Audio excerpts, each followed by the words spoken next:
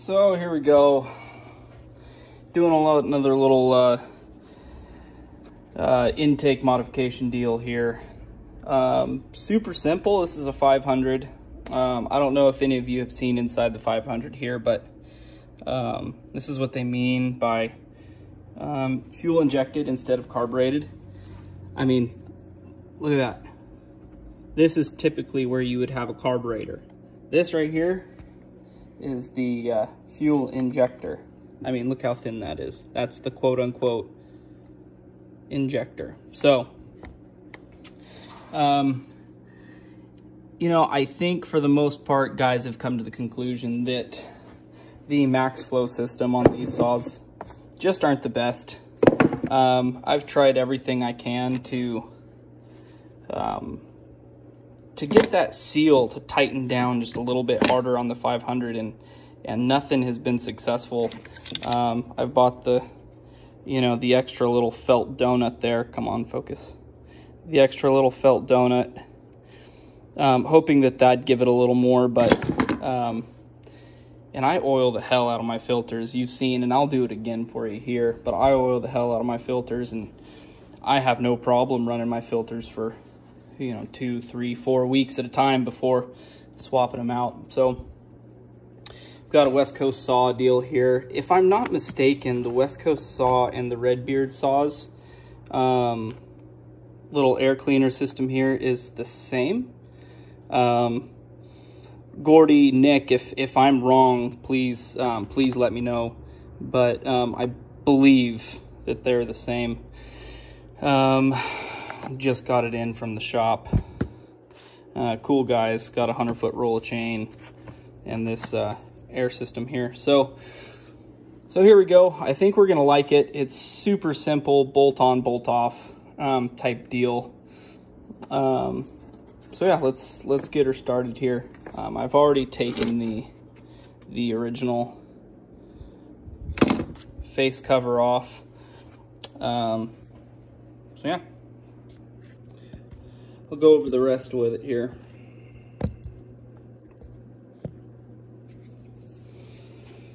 Let's see, get some Loctite. Never go wrong with some Loctite. Clean off the bolts. A little bucket of saw gas here.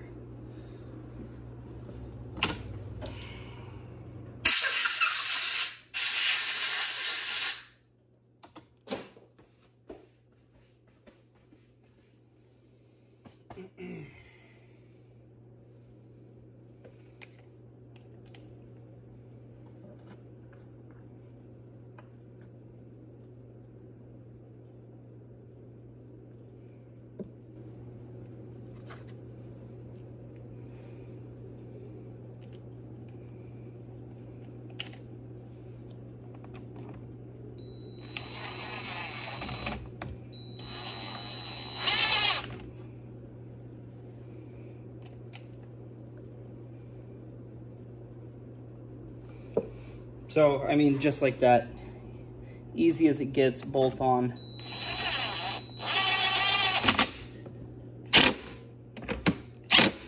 Use the same bolts, use the same port, bolt pattern lines up perfect. It just doesn't get easier.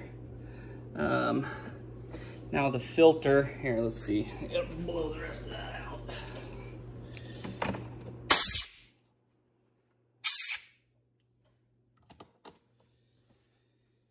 Filter, I've kind of gone over this before, but we'll do it one more time just to show you how I oil these filters, because they can be a little different if everybody's used to the MaxxFlow. I oil my MaxxFlows just the same, but you know, it's a different shape, different system, different deal here, but this is how I do it, and it works well for me for pretty much all foam filters, for that matter. Yeah, this is definitely enough. See, I've got me oil here.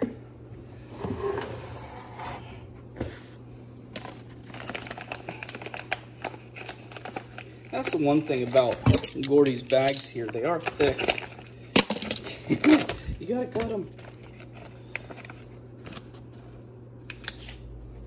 Let's see, I'm sure I could get them myself, but the one thing I don't like about these green weenies here is that they don't have the spring on the inside. I like that spring to keep things from collapsing. It's probably an old archaic thought, but I do like that little bit of extra support, I think.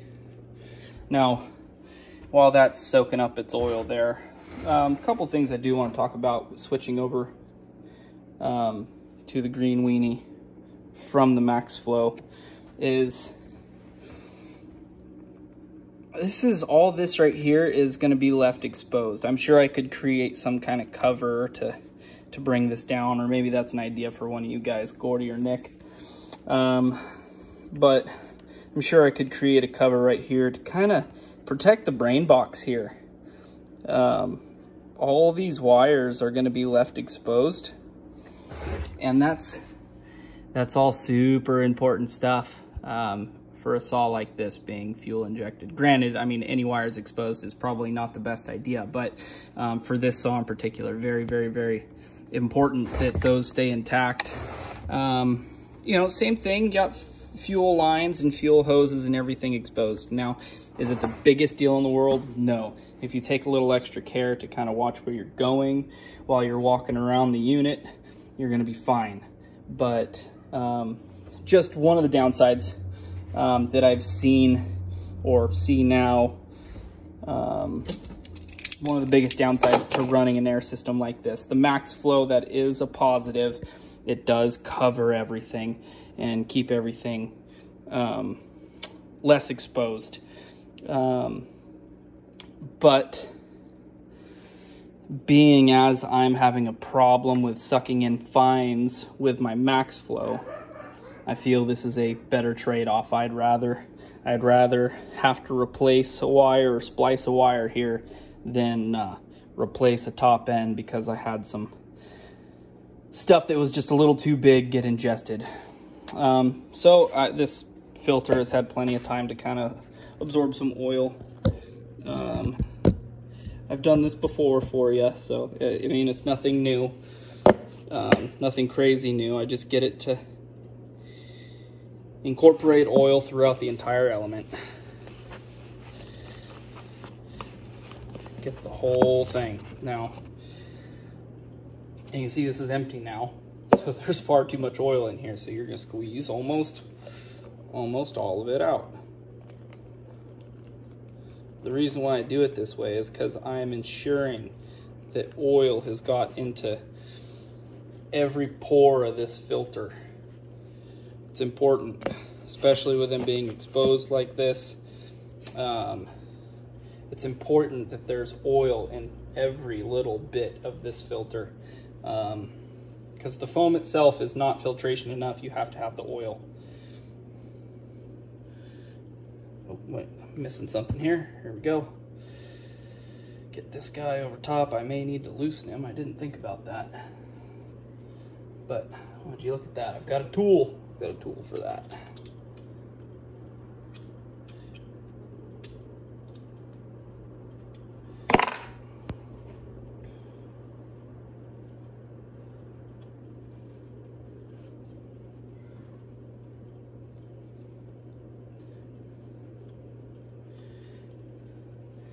So the biggest deal here with this is just going to be making sure that your clamp here is going to be seated properly onto that V-stack. See if I can't get a better tool here for us. I think that might be an 8mm, 10mm, I'm not sure. We're about to find out.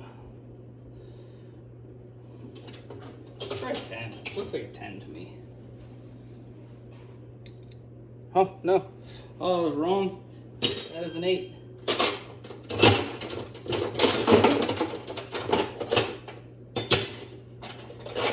There we go.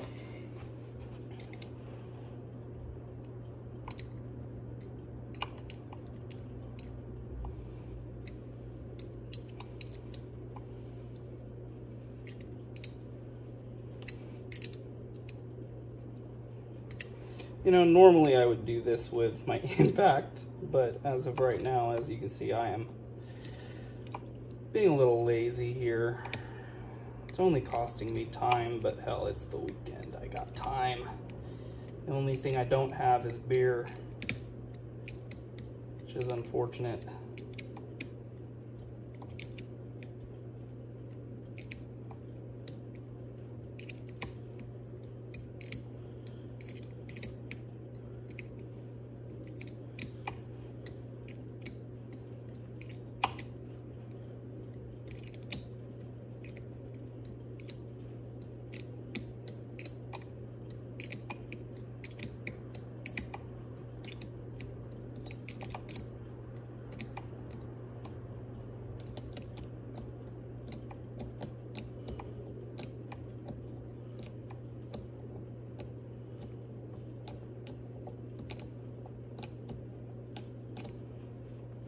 Let's see, I'm still on the stack, I believe. Yep. Just starting to get her tight enough to where it's starting to hold on to that stack.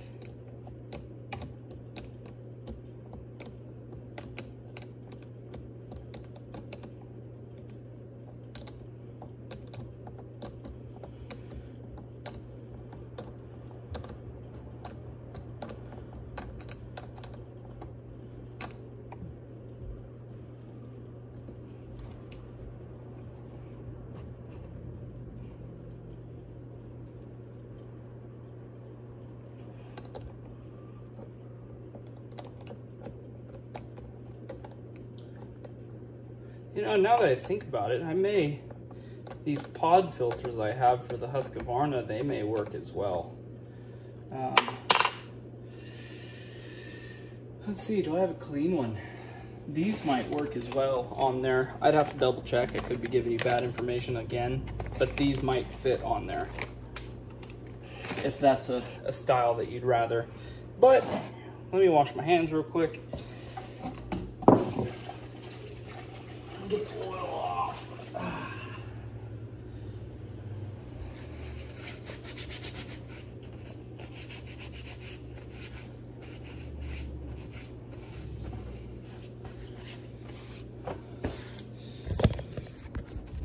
So there we go.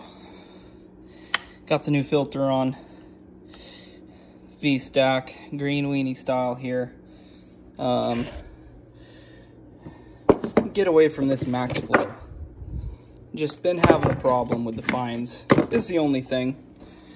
But as you can see, everything's all exposed there, which, as any modification, there's always a trade-off. This trade-off is probably better filtration. Well, most definitely better filtration than the max flow. To losing a little cover. But as long as you're paying attention, you're not letting any sticks or twigs grab any of that, I think you're going to be okay.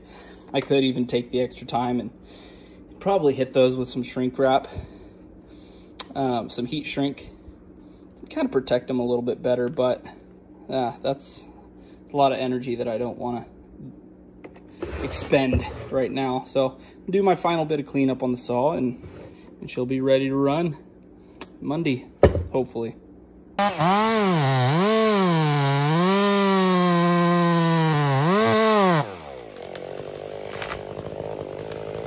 Say an update, these UNI Uni, I don't even know how it's said, but these filters here that you get off of Redbeard, they will fit your 500 as well. Because I believe this stack is actually a Redbeard deal, but West Coast Saw is partnered with him and kind of sells them together.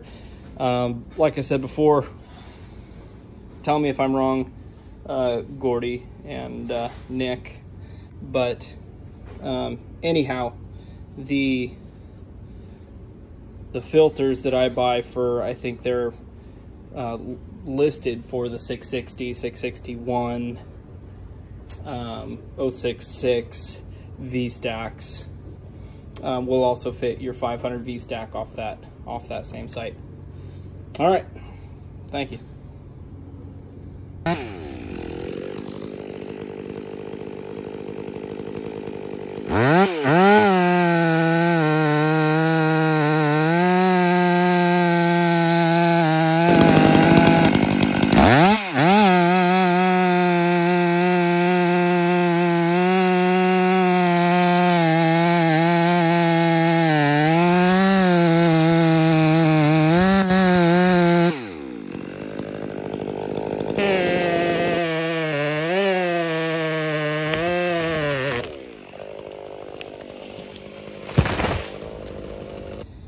Well, here we go. It's been about a week of running this filter here. A week doing nothing. I typically, with my max flows, I'll typically oil a filter and run it for roughly 2 weeks. And every now and then I'll pull it off and just kind of knock off the excess crud that's built up, but then slap it right back on and tighten her up. I don't really do much. So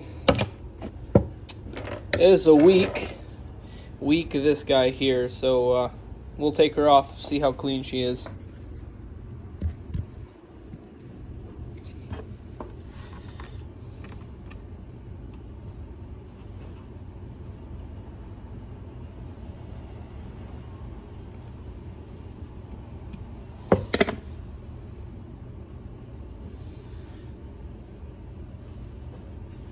Oh, there you go.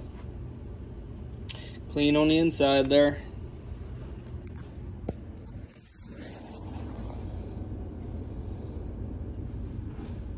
Clean on the inside. Nice and clean on the inside. This little ring of schmuck here is just from pulling it off. Clean. I could probably do that for another week.